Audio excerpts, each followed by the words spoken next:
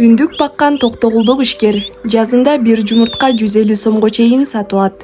Нурсултан Таалайбек уулу 1992 жылы Жалал-Абад облусунун Токтогул районуна караштуу Көтөрмө айылында төрүлгөн. Бир кыз бир уулдун атасы. Орусияда мигрант болуп иштеп келген соң үндүк багып көрүүнү чечкен. Бир кезде 2 үндүктөн көбөйгөн жандыктардын саны учурда 350гө жетет. Нурсултандын айтымында тоок багууга караганда үндүк багуу бир топ кирешелүү, бирок ошончолук эмгекти талап кылат.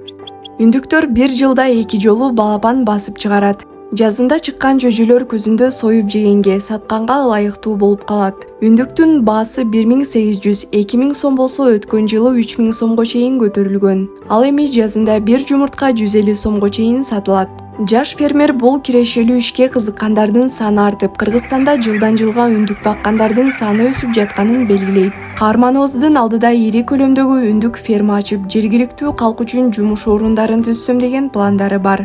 Нурсултан менен болгон толук маекти Лимон Медиа порталынан окуй аласыздар.